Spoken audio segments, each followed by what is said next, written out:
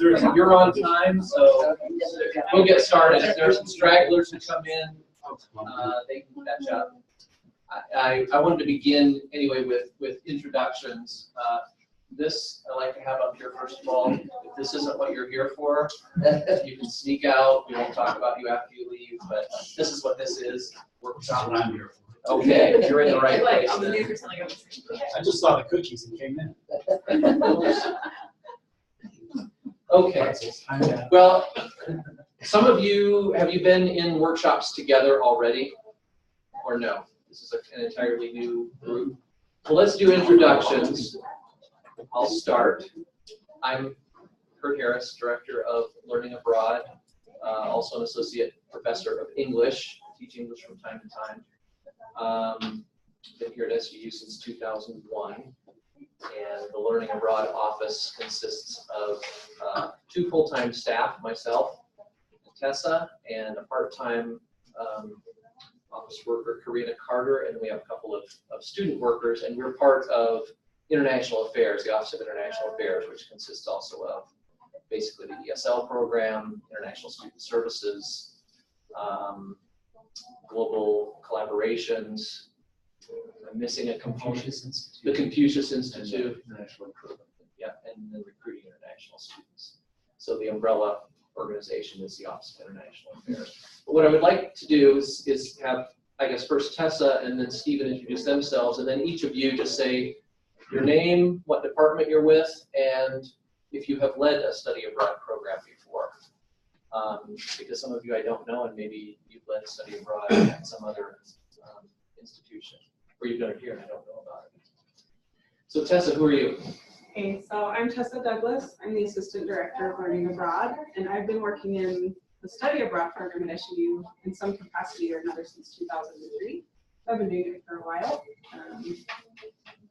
Yeah, that's me. I don't really have anything else. There's all the details.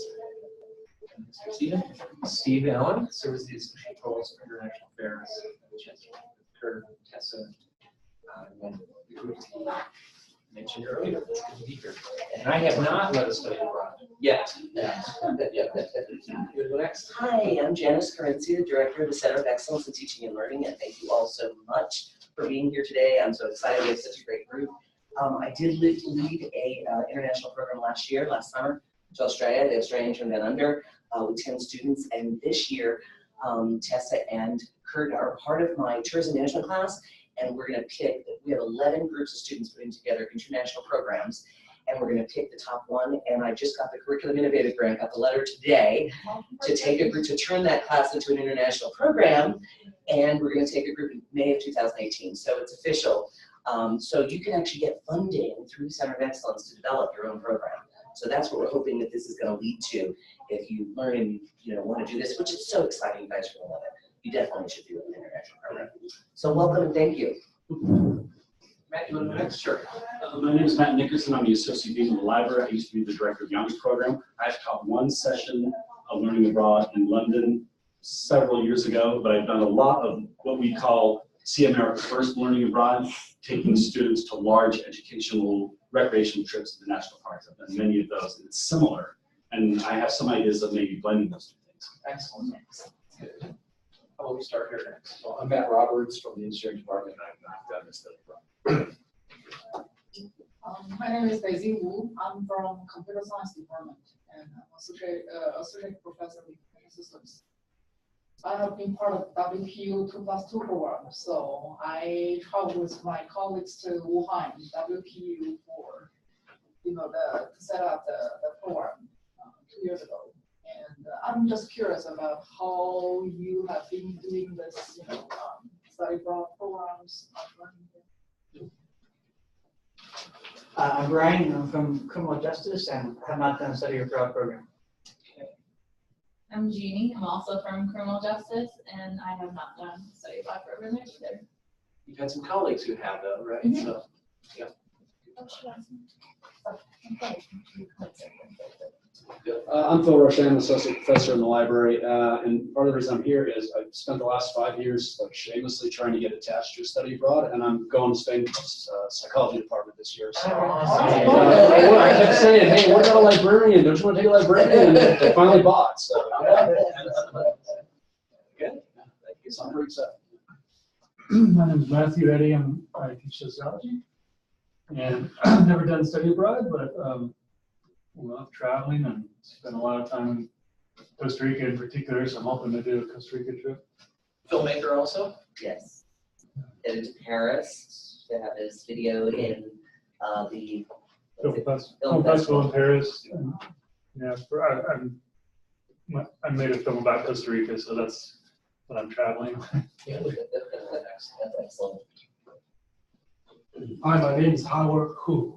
I'm Associate Professor in Department of Management, Marketing, and Hospitality. I teach hospitality.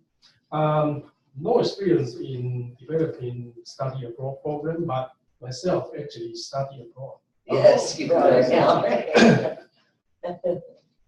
So you can appreciate the student's point of view. Oh yeah, of course. Yeah, that's a good. Julie Combs, assistant professor in English department, and I run the writing center.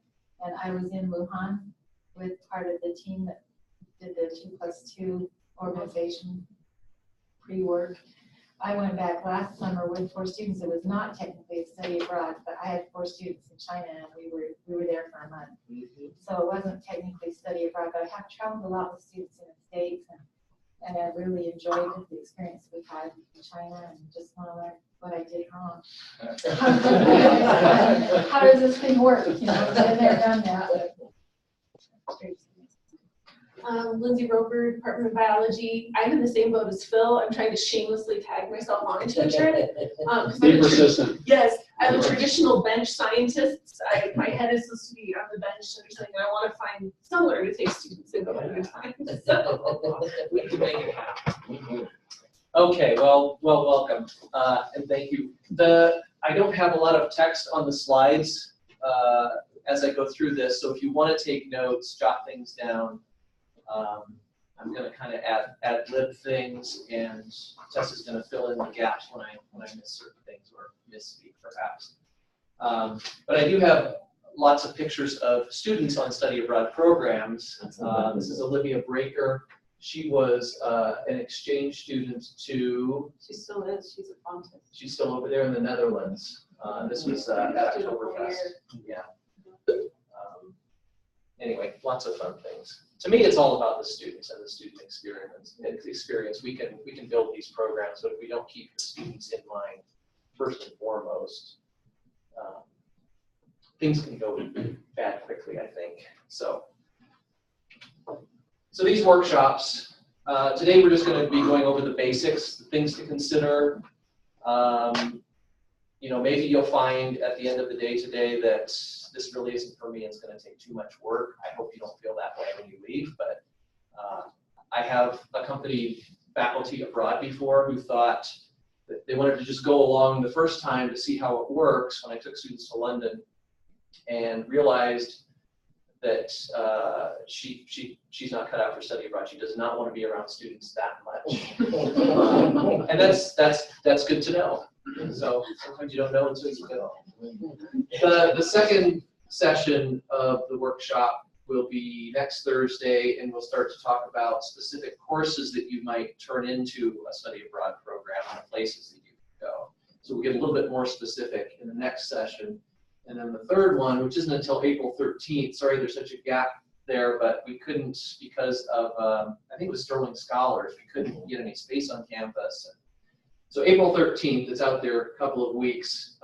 You'll focus more on building your own study abroad program. Whether you implement it or not, or submit a proposal, that's up to you, but you can build it and then decide from there. So that's going to be the series of workshops.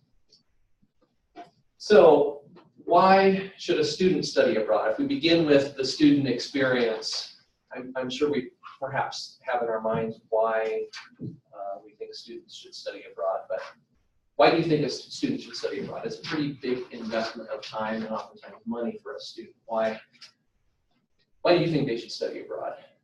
Cultural diversity, to be more accepting of other people, places, Good. learning experience. Julia? You learn in a way that you can't learn anywhere else. Yeah, there's no other way to get so far outside your comfort zone and your own habits and your daily life than to go It abroad. wakes people's senses up in a way that. Yeah, yeah. can't happen. Good. Others? They learn confidence, self-assurance. That's They're been very confident when they come back. that's been the biggest one to me. I've had students who've been shy and tentative in class, and they go abroad and they come back, and it's like, not that they become a completely different person, but it's like they have confidence now, much more so than they did before they went abroad. So there are personal, emotional, intellectual, certainly career-wise. Career-wise, there's a study of 1,200 human resource directors that said that student, and I actually did a study to find that students who, forgot about that, who studied abroad had more employable skills. And things like budgeting, personal communication were completely higher on students that actually studied abroad than those that had never studied abroad. They learn different ways to communicate, not speaking really in a different language. Sometimes they learn another language, but they understand cultural nuances better. Any others? I think one that's often overlooked, doesn't have to do specifically with a student, although it kind of does, is political. It's kind of a soft diplomacy. When people meet people from other countries, then things that happen in other places in the world become more personal. Oh, I know where that is. I know that, I met a family there. And it's not just, those people over there. It's part of cultural knowledge. So there are different ways to kind of pitch study abroad to students. You'll learn this, you'll enhance your career. But they really don't get it until they come back. And what we've learned is that for those students who maybe are on the fence about whether they want to study abroad or not, or they think, I don't want to study abroad, it's too hard. The biggest factor, or the person that has the biggest influence on a student, whether they study abroad or not, is a faculty member, faculty and staff. We did a survey, Tessa did a survey, and that's what, I thought it would be family or friends, but it was faculty, by far. Overwhelmingly Yeah. faculty, Yeah. professors. Yeah. What you think? Did I miss any, Tessa, of the why a student should study abroad? You advise Oh my students? gosh, you could go on and on and on forever. I think you got The main pretty ones? well covered though. Okay. Yeah. This is a student, this is Hayden Hess, I think, this student here. He studied abroad in Barcelona. He traveled all over the place. I believe this is his roommate who's from Finland, and they had a Finnish day, and his girlfriend. So they painted their faces with the Finnish flag. Kind of demonstrating. They make international friends, not necessarily just in the country they're in.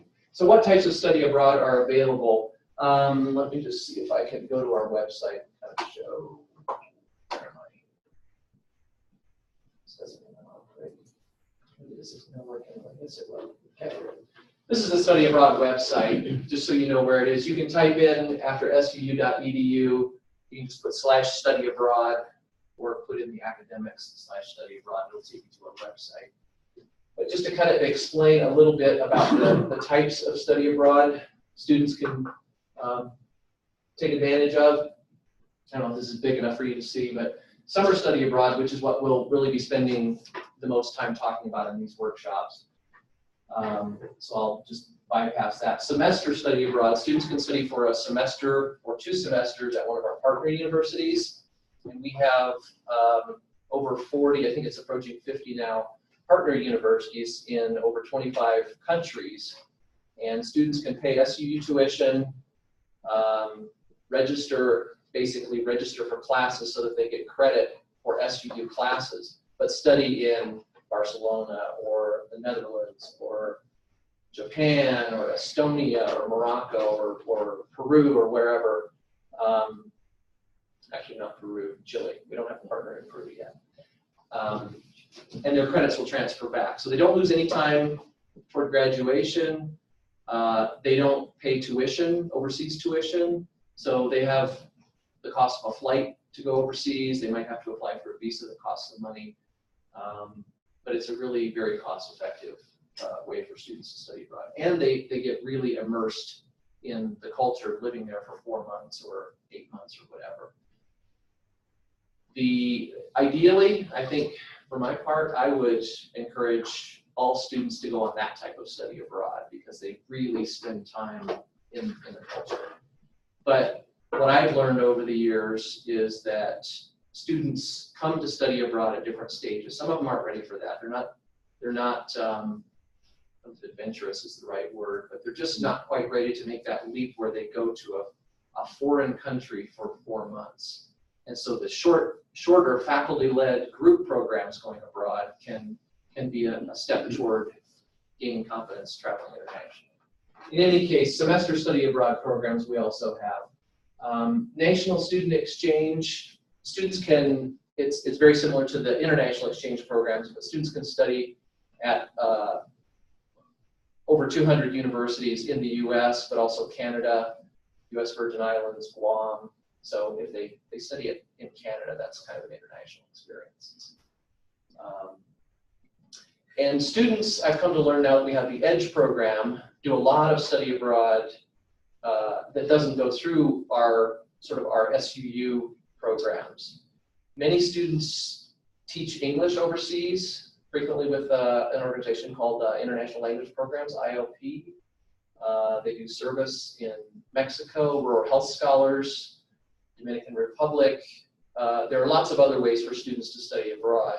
We promote our programs because students can get course credits.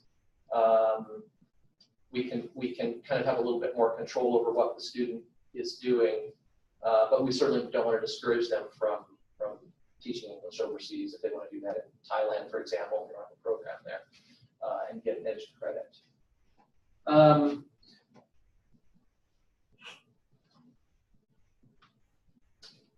Yeah, those are pretty much the study abroad. Can I ask a question, or do you want us to say our question? Certainly, no, go ahead and ask.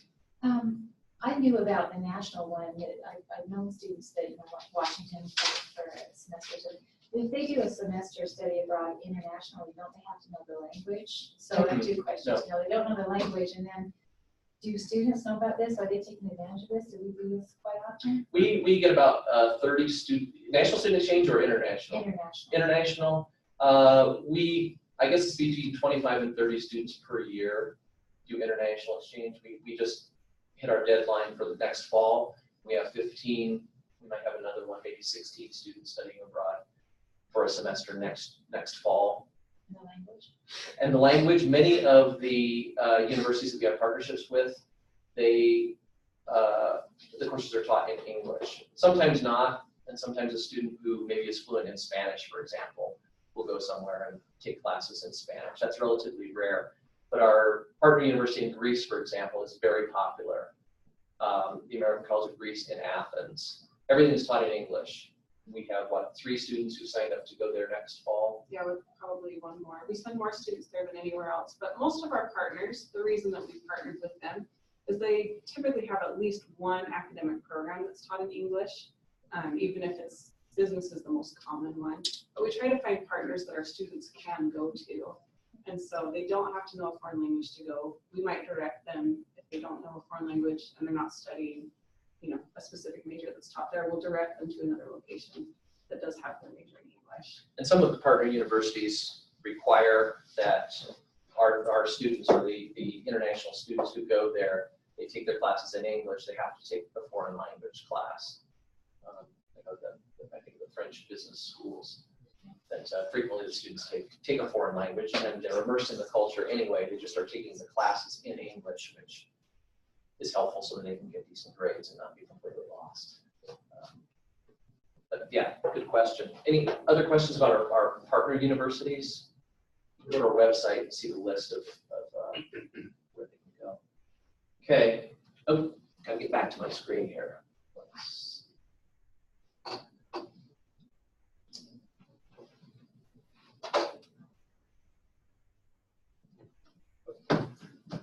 Got it.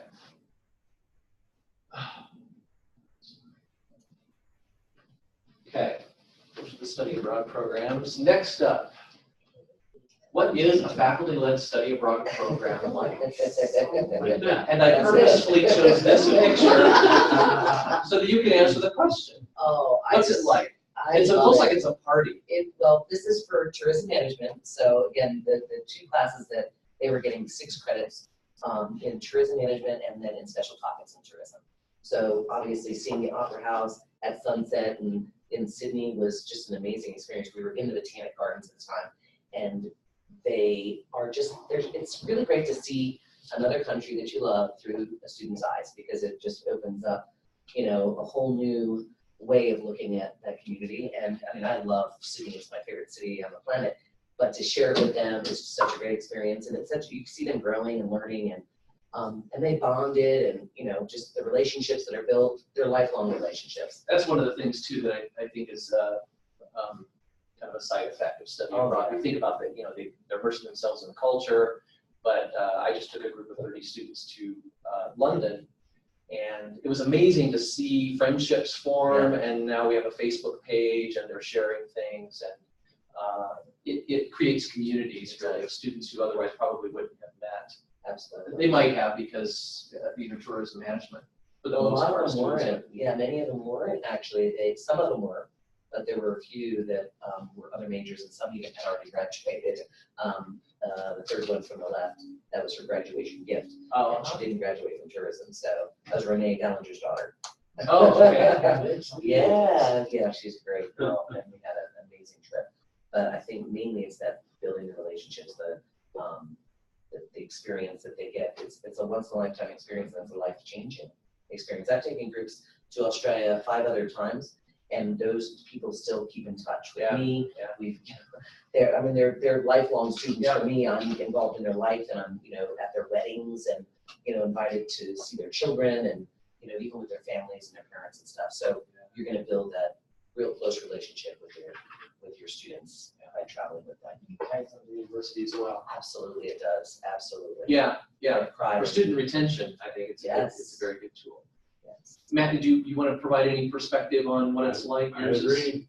And I love what she said about seeing a country or a city or a national park, all of which for the first time every time you take the new students. Yeah. It's so great. I mean, Sydney 5 times, you think, oh, why would I go back again? But the kids make it totally a different experience, and the different group makes it a different city every time. Yeah, exactly. Yeah.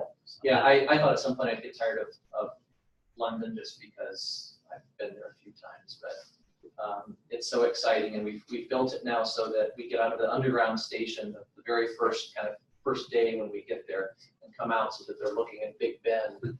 And to me, it's like I've seen it so many times that it's no big deal, but to see it through their eyes, it's like, oh, I can't believe that. And I haven't gone with students to the Harry Potter studios yet, but some have burst into tears. They're just so excited to be there. Yes.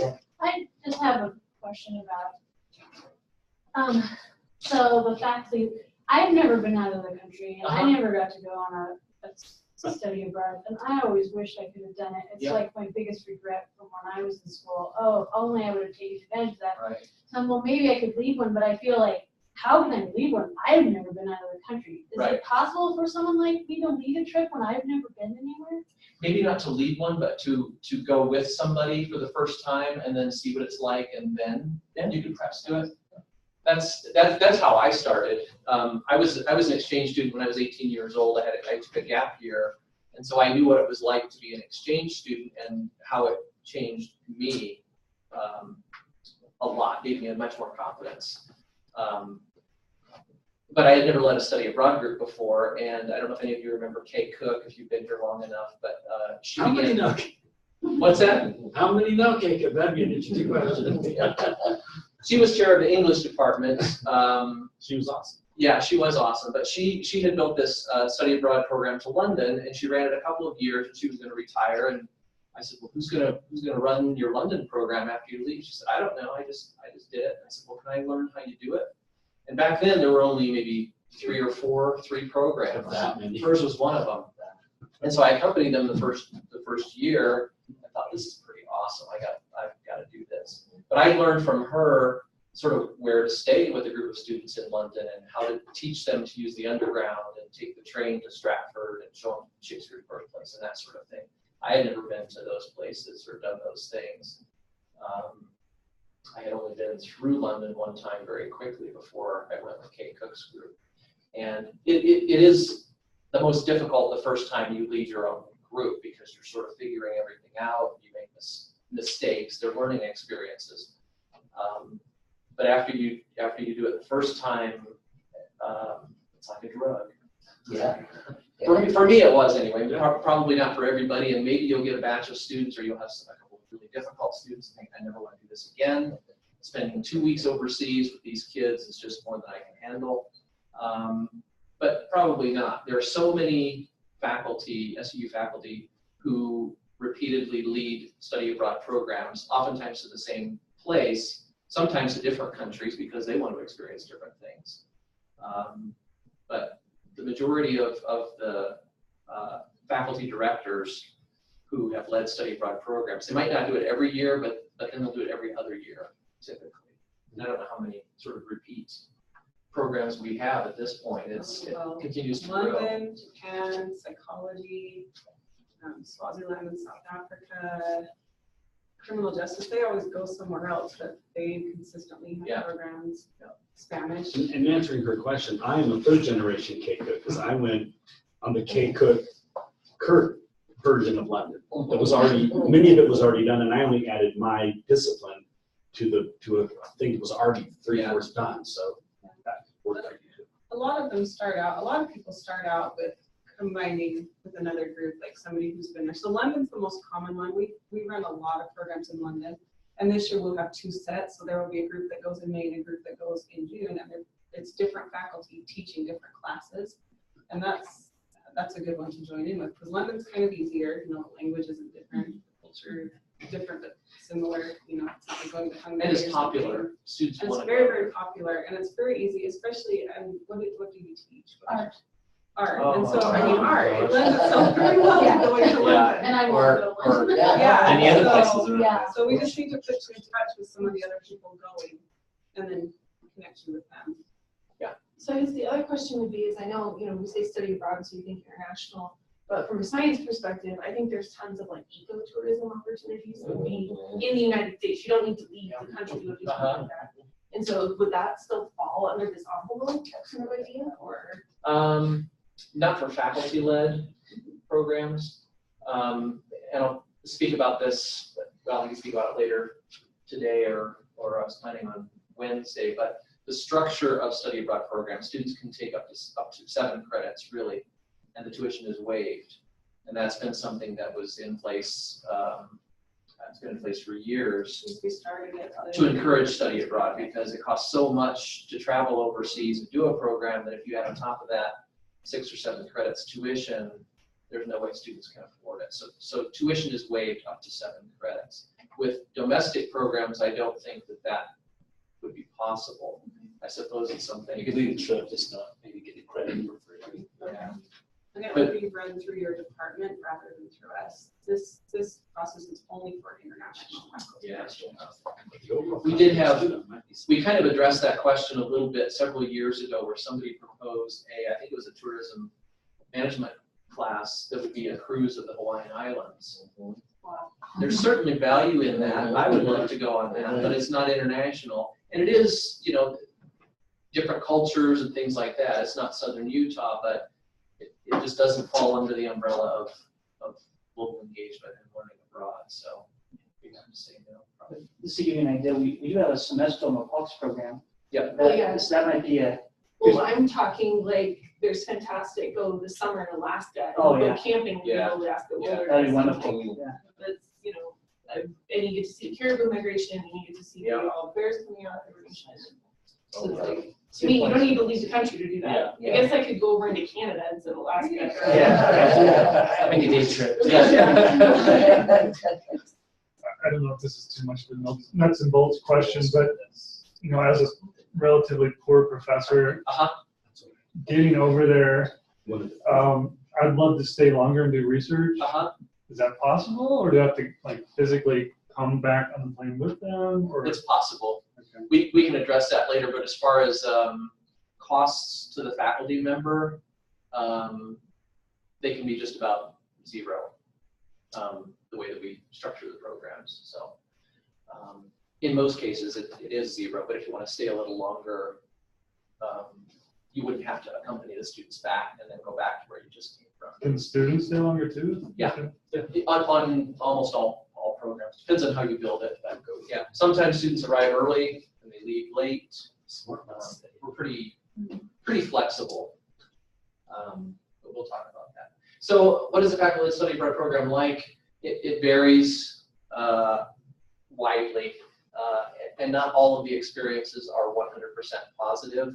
Although I can't really think of a terribly negative thing that has happened. I had a student break his arm once, but that was no big deal really. Just took him to the ER.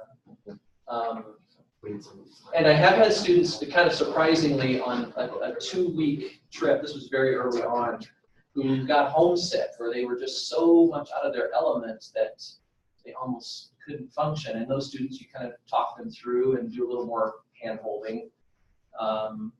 Don't sort of diminish the value of their emotion or say, you're only here for 2 weeks, what's your problem? You sort of work through that. But there are some challenges from time to time. But for the most part, it is very positive and fun. It does take a lot of work to put it together, to follow up, to be there 24/7. Who can lead a study abroad program? If this guy can do it, anybody can do it. That was taken last week, maybe about just barely over a week ago in London with the students. Who can lead a study abroad program? Typically, if you're a full-time professor, you can lead a study abroad program. Staff have accompanied professors on study abroad. If really what it boils down to is if you teach a class here at SUU and you want to turn it into a study abroad or offer that course credit on study abroad, you can do it if you get the approval of your department chair and dean.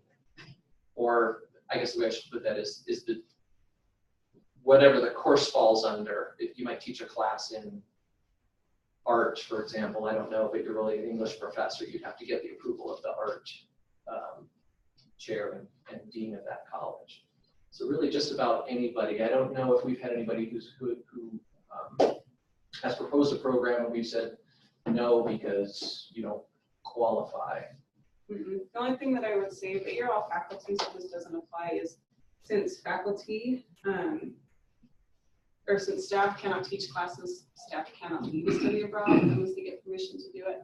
But if you have a really big group of students and you want somebody else to accompany you, and there's not a faculty member but a staff member maybe, that's okay because they're not teaching the class and they are a university employee. But in order to lead the study abroad, you've got to be able to teach the classes that are offered.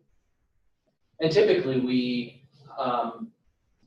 the trip I took students on over spring break, there was no course credit attached to it because it was just 1 week and it was a special program that we built.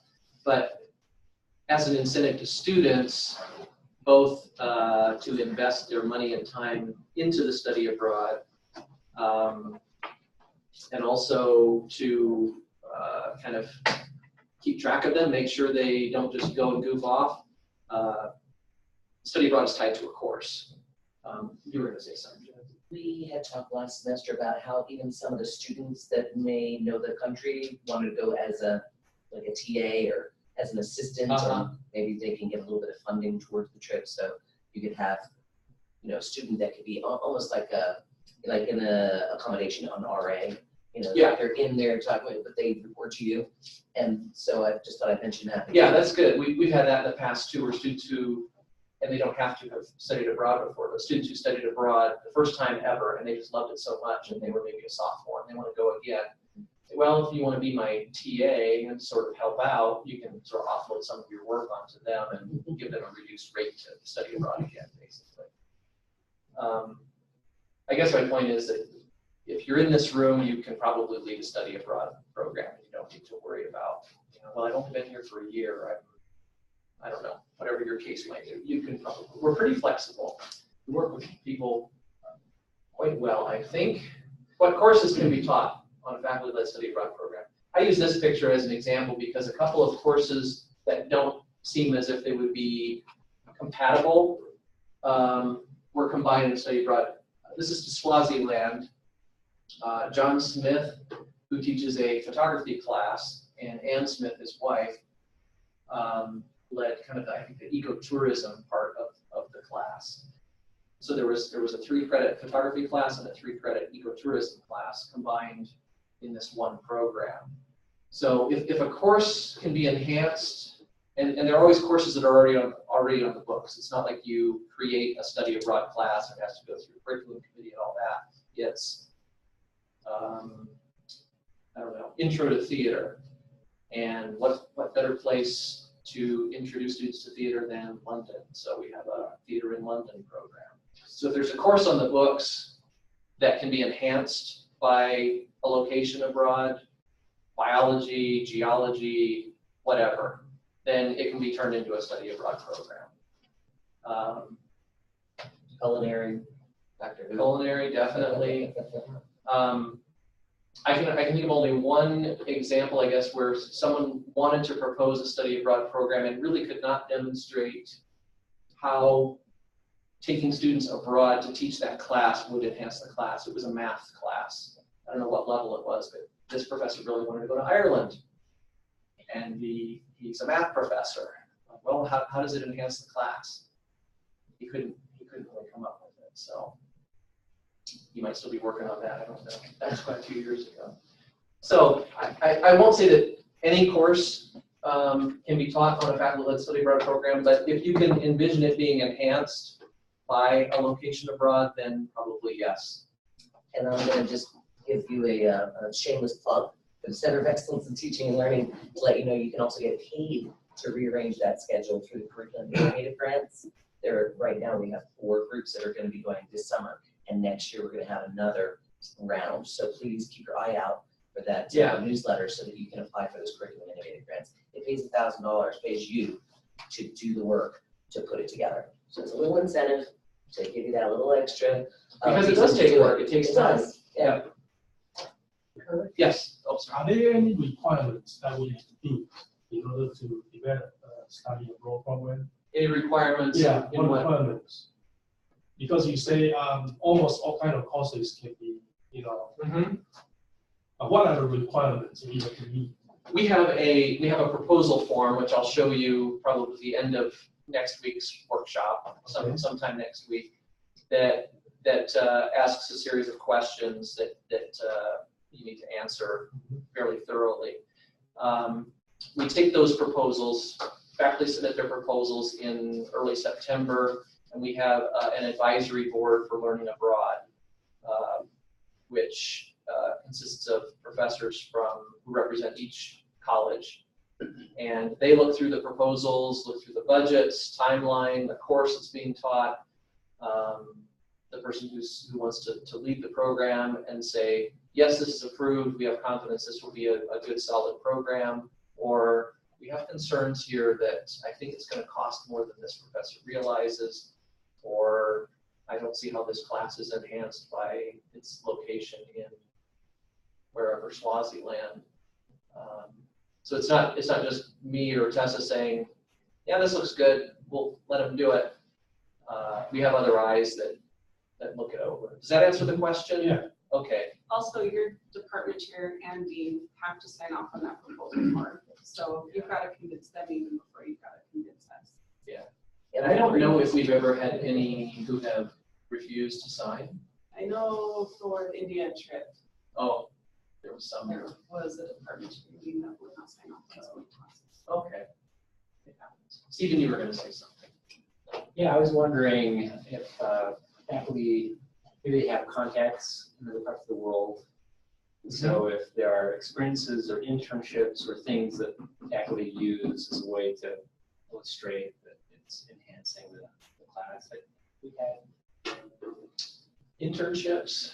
Well, I mean, to be very short, but I'm just trying to think of those who teach subjects that might be a little more difficult to. I'm thinking of the math professor. Like, how do we help this math professor? But Oh, I think I do for that. professor, he can go to the schools and teach math. Have the kids teach math in the schools, Yeah. just like they teach English. There you go. But he probably had no idea how to set that up. So service learning would be a type of, maybe a method, Service learning. a method to make that enhancement.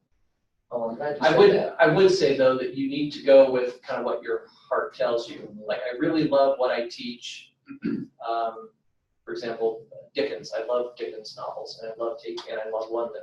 I would love taking students to London to, see the Dickens sites, the Dickens House Museum, that sort of thing.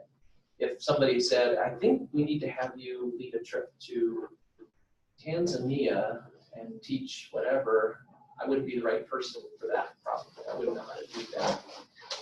So I would say it's got to be kind of your passion, and either I've been to this place, I love it, I want to take students and show them, or I've never been to this place, but I would love to go there, see what it's like. Kind of go with what your heart says. Think about it too, obviously, but Phil, you were. You mentioned that with Anna and John Smith, they combine 2 3-unit courses. Is there a minimum or maximum amount of units? The maximum credits that students can get on a study abroad is 7. So sometimes there are 2 3-credit classes, and then they add a service learning component, or the foreign language classes, for example, are 4 credits, and then they also offer a cultural learning, the 3-credit class. And students aren't required to take All the classes 7 of that the are, units? sometimes they just want to take, I really want to take this 3-credit class, I want to take this other one. So they can opt in and out if they want. Yeah. Nice. Thank you. And you as a professor can offer more classes than the students can take. For example, especially the foreign language courses, like Spanish will have 10, 10, 10, 20, 20, 10, 20, 20, 35, 10. Right. So you can offer more, and then as long as they're approved, then the students can just pick and choose which Yeah, of those they want. Okay. That's a good idea. Yeah. Oh, I have a quick one. Yes. Can we add Edge as one of the classes that they can take? No, not as a class. Edge is a 3 1-credit classes. Right. There's the introductory part, there's the proposal part, basically they're proposing what their Edge project is going to be. Then they go do their project, and then when they come back, they report on it in Edge 40, 30. So they don't get course credit for Edge, but many students use their study abroad as their actual Edge experience or their Edge project. Yeah. Yeah, good question. But they don't get any course credit for that specifically.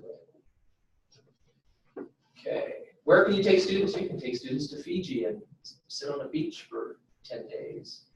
You can take students anywhere really, except places in which there's a U.S. Department of State travel warning, in which case you might not want to take students there anyway. Although even in those cases, depending on what the warning is like and the faculty member who wants to take students there, we had a spring break trip to Mexico City. Mexico is on the travel warning list. Mexico City, the way the travel warning is structured, it's very specific about different states within Mexico. Mexico City, for the most part, especially where the professors were going to take the students, is safe. And there were professors who have been there, they've taken their own families there, who were pretty confident that they knew what they were doing. And they came back with 100% of the students. That's always the goal. So you can take students really anywhere. I would recommend that you have been there before so that you know what you're doing. But I don't know. I'd also recommend that maybe if you're thinking about it, talking to your students and seeing if there are places that they would prefer to go. It's a lot easier to recruit for popular places. Yeah. Which is one reason I think I speak so much about London, because we have so many programs that run there. But it's not only the most popular destination among SUU students, but the Open Doors report just came out, and the UK is by far the most popular place for all American students who study abroad. Yeah. Number 2 was it Italy? United Kingdom, Italy, and then Spain, France, China was number 5, Germany, Ireland, heavily European. Costa Rica, Australia's number 9, yay for Australia. Japan, South Africa, Mexico, India. That's the top 13. Oh, I guess they go to 25. It is pretty heavily European. Yeah, but you can go anywhere. It's just Who was that book? you've got to recruit people. You've Open got to recruit Doors. students, and it's just a lot Open Doors. easier if you pick countries that they want to go. Do you question why you choose that country? do you question professor why you choose that country? Why not the other country? No, we never say, we don't think China would be a good place for that program. We think you should do it in Chile. You want to take it to China, you have your reasons. It's So as your, long it's as your we can class. explain it, and Yep, exactly. that'll be fine, right? Yep. For example, I have a course, international cuisine. We Yep. talk about all kind of cuisine around the world. Yeah. I can't bring students all over the world. Exactly. Right? I can only choose maybe 1 or 2 countries. Right. Yeah. So that's why I have these questions. So as long as I can explain why I choose this country. Yeah. then And you might need no to problem. explain, not to us or the advisory board that reviews the proposal, but you might need to explain that to your department chair and say, I know this is international cuisine class. I'm taking students to only 2 countries, but I'll cover that other stuff that I need to cover. Cover that in the following 10 years. Yeah. Exactly. Yes. Is there an amount, you were saying, you have to recruit the students, is there like a minimum to be able to go on a trip, you have to have this many Number of students? Yeah. We'll cover that, but that's a very good question. There's the way the budget is structured, and it might seem like we're focusing way too much on budget, but it's very important that you know, because you're not a travel agent, right? But you're filling the role of a travel agent in some ways. You have to know that you're not going to spend more money than you have taken in from the students when they're paying their fees. You also can't charge them so much that they can never afford to go on your trip. And typically you do need to have a minimum number of students to make it financially viable. But those minimum numbers vary widely. Some have a minimum of 3 or 4 students, some have a minimum of 12 or 15. Typically kind of the sweet spot seems to be about 10, 8 or 10 maybe, 12 students, somewhere in there. As a minimum number of students. There's also the question of when you're taking a group of students abroad, how many can you really keep track of by yourself? We prefer that faculty members go in at least pairs, or depending on how large their group is, 3 or 4. This group that went to Mexico City over spring break, because it was Mexico City, they felt that a ratio of 5 students to 1 professor they felt most comfortable with. So they had 4 professors accompanying 20 students. I just took 30 students to London and we had 3 professors, or three faculty leaders. I felt that a ratio of 10 to 1 was good enough. Would have been maybe more comfortable with 1 or 2 more, but we had a budget to work with. So it depends. Oftentimes my answer to your questions are going to be, it depends. It varies.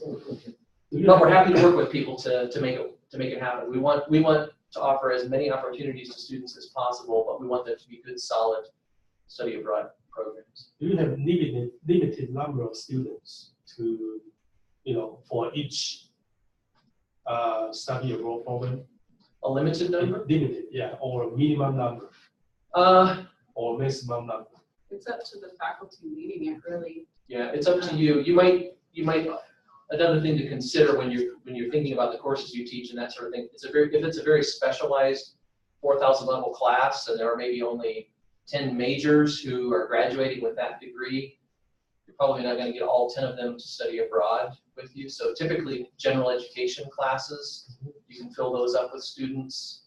Or if you teach in a program that has a lot of students, that's their major, you can probably build a program on that as well. So there's not a minimum requirements. No minimum really, But if it's too small, your price per student will probably be very high, and so then it would be very difficult to. The main reason for that, too, without getting into too many details, although you guys are asking really good questions, is that if you have only 1 or 2 students going abroad, who's going to pay for you? Because the way we structure it is if you have 10 students and built into your budget is, say, $300 goes toward the faculty member travel costs. Say it costs $3,000 for the faculty member to accompany the students abroad. That's how we factor that in. So if you have only 2 students, you're spreading that instructor cost much more. So when you have the 3 faculty, were those 3 faculty paid for by the student fees? Yeah. All of them are included, okay, because again, the one thing that you might consider is the airfare is usually not included, so that's really good in the budget. And if you're going to a country where, like in Australia, dollars worth more, then I'd had to have fewer students because the exchange rate was in our favor. Yeah. So consider the exchange rate, and when you add up all your accommodation and your trips and tours that you're doing, and your expense, then you can say, okay, it's this amount of money divided by 10. People would cost them, if you know, keep it under 3,000 or 2,500, the lower the better. Yeah. For the student, then that's how you figure out the number. Yeah, your budget Total is, expenses divided by the number. We'll start to work through Yeah, that, well- that stuff in the next workshop. yeah.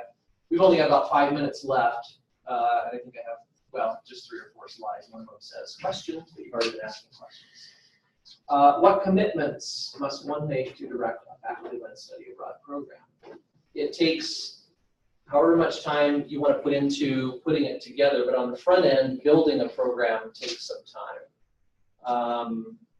Not only putting together the proposal and submitting it for approval by the advisory board, but then if it is approved, which it probably will be, then leading up to the program, you have to reserve hotels or dorms, arrange local travel, or you can farm that out to a travel organization if you want, but then the price frequently goes up. But there's a lot of front end work, and then there's the stress of getting the students to the location and then being with them and managing them and making sure they're okay and they're not getting lost, or we don't really have this problem, but I think other universities perhaps do. Students going out for the first time, they're old enough to drink and they party, and lots of different things can happen. You all heard about the incident in London yesterday. That was just 3 or 4 days after I left with my group. And we were on that bridge seeing things. It could have been us. You never know what's going to happen, but if we say, oh, well, can't go, it's too dangerous, then you're never going to go anywhere. Don't go to Las Vegas.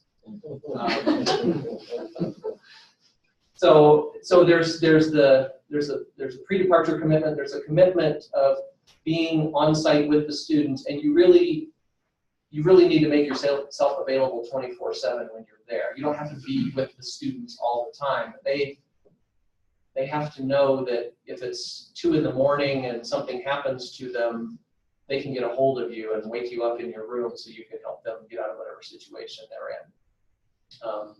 And really the only incident like that I've encountered is when I had a little knock on my door at a little after midnight.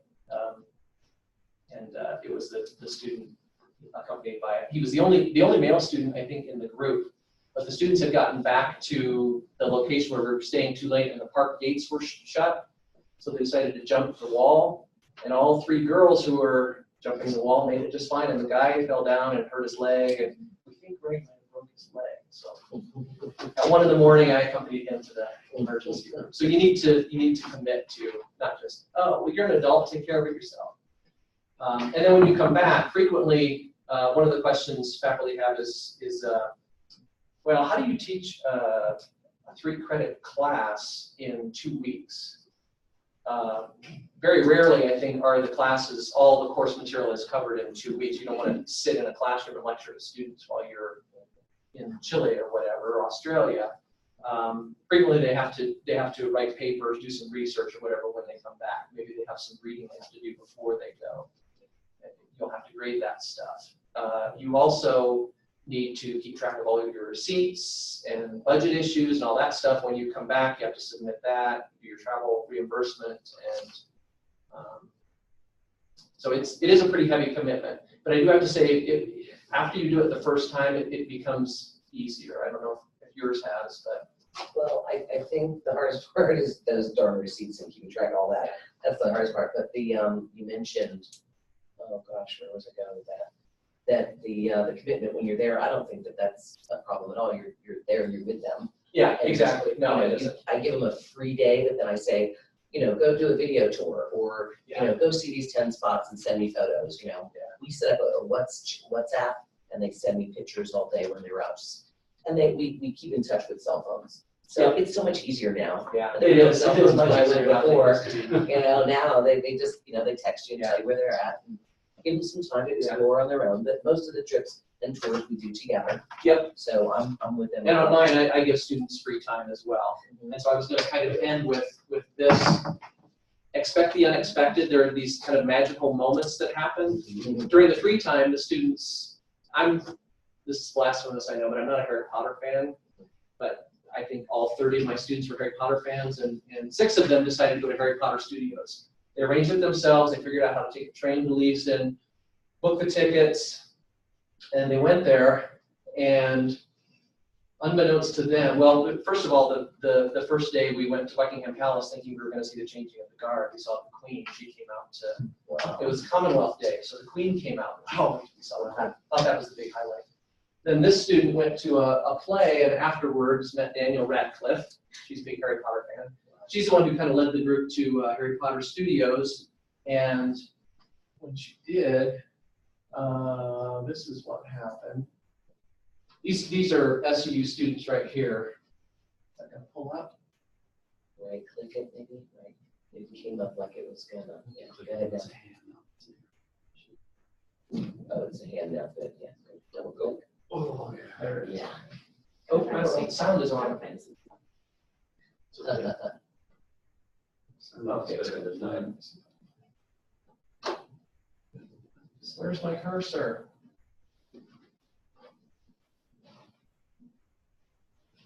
There it is.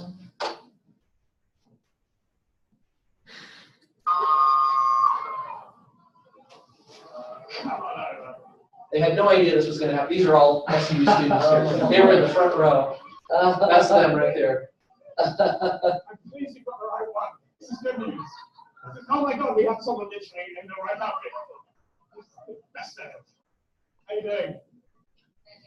I'm a very important job for you. If you could both put your hands on a hand of each of these beautiful doors. Try that.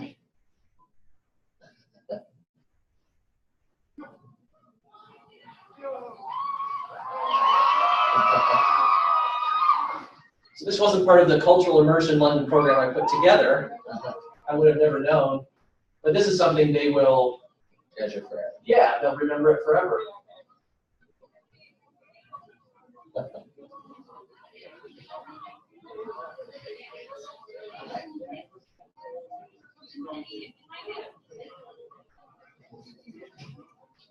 It lasts only a couple of minutes, but at the very end, there are 3 SUU students are kind of highlighted. So he took all of this.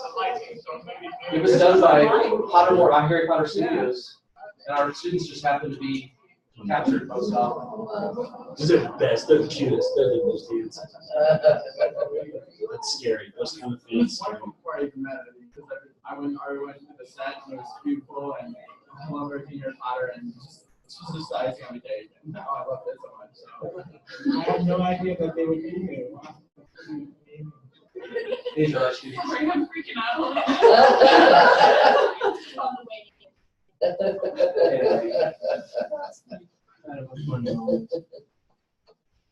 So, expect the unexpected. Escape, maybe? So, I don't really have any more slides. And we're over time now. So, I guess what I was going to finish with is, in addition to if there are any questions, if there are any questions, certainly feel free to ask them. But an assignment for next time. Next time, we're going to look at courses that you could teach abroad and the places you can take the students and discuss, kind of doing an analysis of that. Like, is this really a good course to teach abroad? So what I want you to do for next time is choose 1 or 2, maybe 3 classes that you currently teach or that you are approved to teach, and think about how that class might be enhanced by taking students abroad. And then also think about where you would want to take those students. If you've been someplace, or if you would like to go someplace, consider safety issues. Where would the students stay? How would we get around the city, or how would we get from Vienna to Prague? Consider the location and consider the course. And next week, we'll have a kind of a mini proposal and address some questions. You guys asked great questions already this time around, but we'll try to begin to formalize it a little bit, and then in the final workshop, you'll put together a proposal with all of the details. And we will spend, as I said already, quite a bit of time on budgeting things. But safety is important, the class is important. Maybe it would be an idea if you could email everybody a copy of the actual proposal, because it's not daunting at all. There's only about 10 questions. Yeah. And that way you get an idea of what you need to kind of consider. Yeah. Would that be good? I'll send an email or I'll post it in the Canvas. Perfect. And all of you have accepted Canvas, right? You're on our Canvas. So we post everything there, and then we can have discussions back and forth. And I want to invite you to my class. I'll get you the date on the last day, but I want you to, because I might be able to take another faculty member with me on the May 18th trip. So I don't know where we're going to go yet. Like I said, I have 11 students who are putting proposals together using that actual proposal sheet, and Kurt and Tessa are going to be, and myself are going to be evaluating which one is the best trip that I should take them on, and then depending on the number of students that we get, I could possibly take another faculty member. So anyway, I'm just putting that out there. If you're interested, you're welcome to come to that final presentation day, and you'll watch the students present those proposals that you're going to be preparing. So then maybe they might want to take one of those groups that I don't take. There is one, I think, for Costa Rica. There's a Costa Rica trip. If you like the trip and you want to be the faculty member to take them, the trip's already planned. You know, the budget's already there, and you can tweak it any way you want. So anyway, we want those to kind of be on file for people to use because they're really good projects. I did it last semester with my tourism management class. We had 9 proposals, and about 5 of them were, you know, really good, solid proposals. And I'm welcome, you know, we're welcome to share them with all of you because I want you to go on a study abroad. I think it's great. Yeah. The other thing I would encourage you to do is go to our website and just kind of poke around and see what's up there. You can click on the summer programs and see a list of the programs that are going to be run most of them are in Maymester. And also there's a faculty and staff button. There's a page for faculty and staff. Let's give some advice, and you can look at I think the director's handbook is there. The I think it proposal is. form might be up there. The link there's a list of links on the left-hand side of our page. One of those says faculty and staff. So those have some information. Look around that. Thank you. And I think there could be 1, 2, 3, 4, at least 10 new I programs. think so. I think so. All right. Cool. Thank you. Yeah. Thank you.